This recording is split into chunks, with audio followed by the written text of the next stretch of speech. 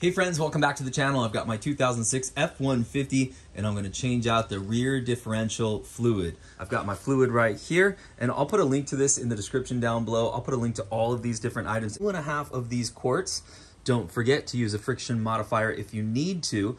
We're going to use a little bit of thread sealant. Don't forget your eye protection. You'll need a ratchet 3/8 inch for this.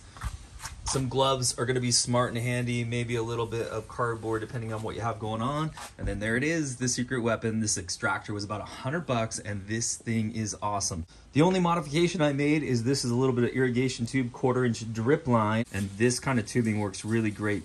We're going to put this into the fill plug in the axle, and this is how we're going to pull that fluid out.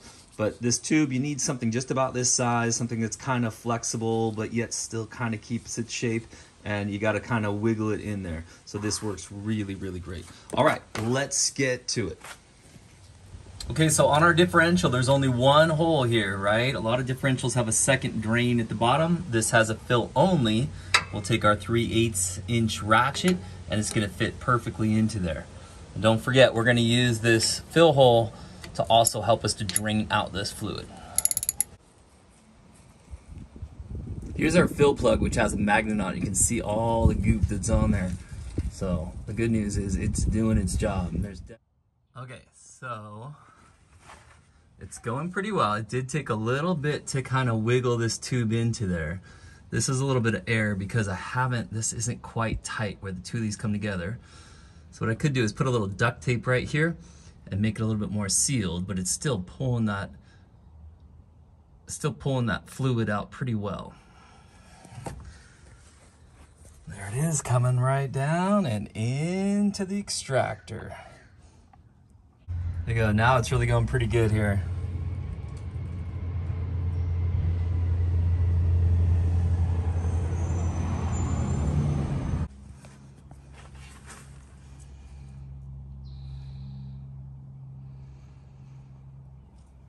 There you go, you can see there's some air, but if I make it a little bit more airtight at my connection. So next time I'll just put a little extra tape.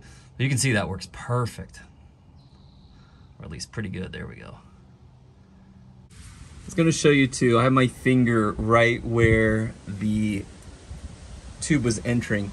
And you can see, it got down just about to the bottom of this. Is there a little bit of fluid left in there? Yeah, I'm sure there is. But again, if you look at the quantity we have out of there, I'm gonna say that is roughly 2 quarts, pretty solid 2 quarts right there. Okay, I'm gonna add my friction modifier to my first quart that I'm gonna put in. Boy, this stuff's pretty nasty smelling, by the way. And there is enough room. This is a brand new quart. I haven't even put any into the vehicle yet. All right, let's get our new fluid in and we'll start with the quart that has the friction modifier.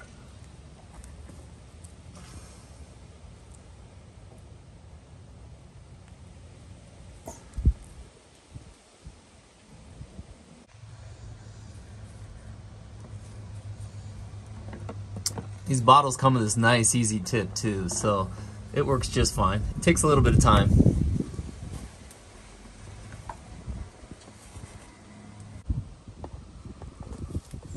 All right, I'm on my 3rd quart here. I'm thinking it's probably just gonna take a part of this one.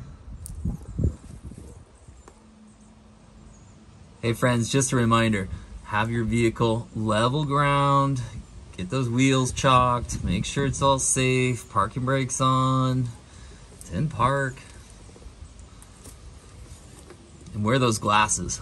Little stuff just always falls down when you work under your vehicle.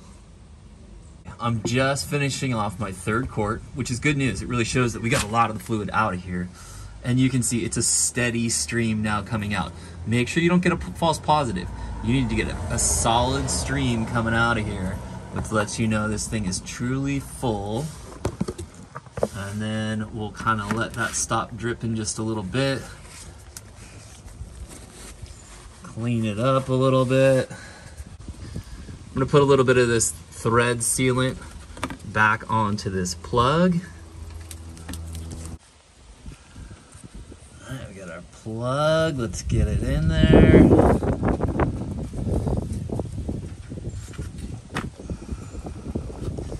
Tighten it up.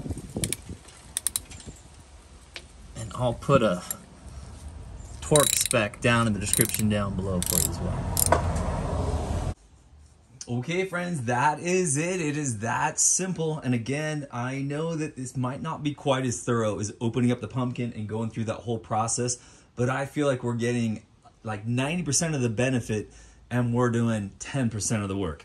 What's the magic tool? This extractor right here. I'm telling you, it's really nice. For transmission fluid, what I'm doing is every other time I change the transmission fluid, I just pull out the old fluid with this right here, put in new fluid. And then every other time, I drop the pan and put in a new transmission filter as well.